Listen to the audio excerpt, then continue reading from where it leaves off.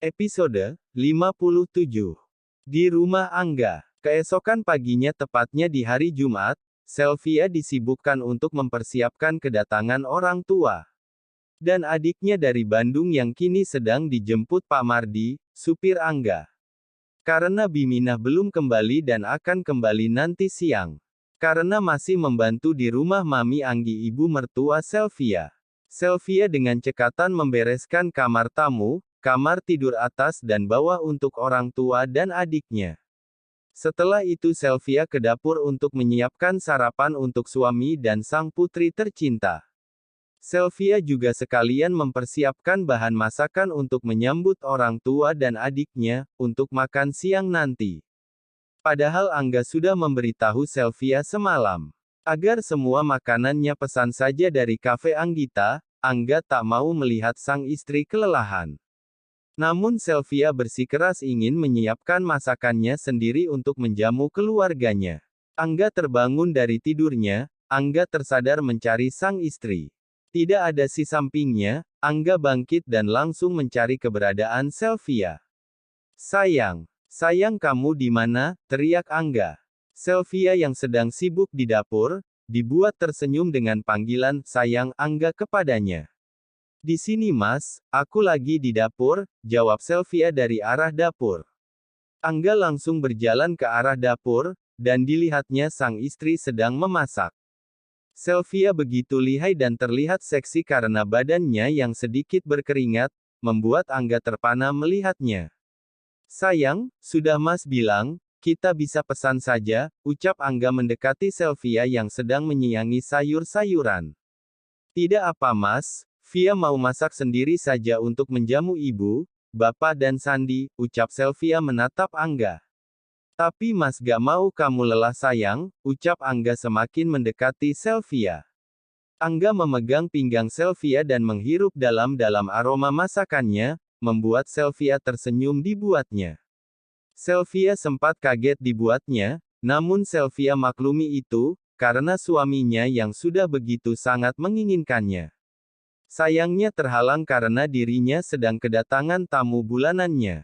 Angga tersenyum dengan balasan senyuman sang istri, lantas Angga menaikkan pinggul Sylvia ke atas meja dapur, tanpa Angga melihat masakan.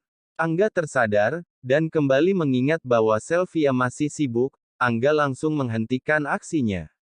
Angga menghela nafas panjang dan menghembuskannya kasar. Angga kembali menurunkan Sylvia dari meja dapur terus mencubit bibir Sylvia sebentar. Dan langsung lari ke kamarnya, kemudian masuk ke kamar mandi untuk membersihkan badannya yang sudah 2 hari tertahankan. Sylvia bengong melihat sang suami yang langsung pergi ke kamarnya, main meninggalkannya. Tapi di lain sisi, Sylvia merasa bersalah karena belum bisa memenuhi hasrat Angga lahir dan batin. Namun Sylvia berjanji setelah nanti selesai datang bulannya, ia akan berusaha memenuhi hasrat Angga hingga membuat sang suami puas akan dirinya. Sylvia menyusul Angga ke kamarnya, dan saat masuk terdengar suara gemericik air sowe.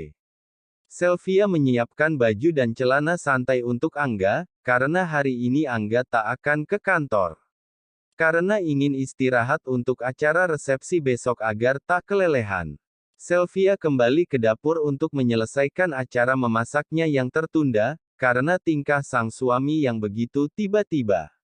Untung Safira masih tertidur dan di rumah sedang tidak ada orang.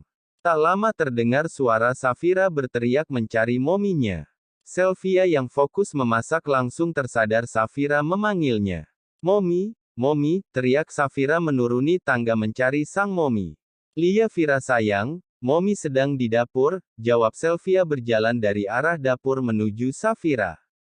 Momi kok gak bangunin Vira, emangnya Vira libur sekolah, tanya Safira memeluk Sylvia.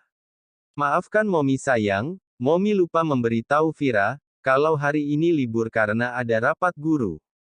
Kemarin wali kelas Safira memberitahu Momi saat menjemput, jawab Sylvia terus mencium pipi gemas Safira. Oh begitu, asyik jadi hari ini Vira libur, ucap Safira senang. Angga datang menghampiri mereka dan mengajak sarapan bersama. Waktu menunjukkan pukul 13 Angga, Sylvia dan Safira sedang bersantai di taman belakang kolam renang. Sambil melihat hewan peliharaan Safira yang baru tiba, yakni sepasang kelinci yang dibeli Angga dari toko online. Ya, Safira selalu mendesak papanya agar membelikannya hewan peliharaan seperti yang dimiliki Sandi di Bandung. Saat mereka asyik memberi makan kelinci, terdengar suara bel rumah mereka. Ternyata Pak Mardi sudah tiba dari menjemput orang tua dan adik Sylvia dari Bandung. Pak Yadi dan Bu Sumi dibuat agum saat tiba di depan rumah sang menantu. Tak lama Sylvia membuka pintu diikuti Angga dan Safira. "Assalamualaikum," ucap Pak Yadi, Bu Sumi dan Sandi bersama-sama. "Waalaikumsalam," jawab Sylvia, Angga dan Safira. "Nenek, kakek dan Om Sandi selamat datang," teriak Safira senang setelah menyalami orang tua Sylvia. Safira langsung menarik Sandi ke taman belakang ingin memamerkan hewan peliharaannya. Angga dan Sylvia langsung menyalami Pak Yadi dan Bu Sumi yang dibuat bengong dengan mewahnya rumah Angga sang menantu. "Masya Allah Neng, bagus banget rumahnya nak Angga, bagus sama luas ya. Jauh beda kayak bumi dan langit sama rumah ibu yang di Bandung." "Lia Bu, alhamdulillah," jawab Sylvia dan Angga hanya bingung masih tak mengerti bahasa Sunda yang selalu digunakan keluarga Sylvia. Pak Yadi dan Bu Sumi sangat bersyukur dengan kehidupan Sylvia putrinya bak di cerita dongeng. Pak Yadi dan Bu Sumi tak henti-henti mengucap syukur akan berkah hidup yang Allah berikan pada Sylvia dan keluarganya. Sylvia langsung mengajak orang tuanya dan memanggil Sandi yang sedang di taman belakang untuk makan siang bersama.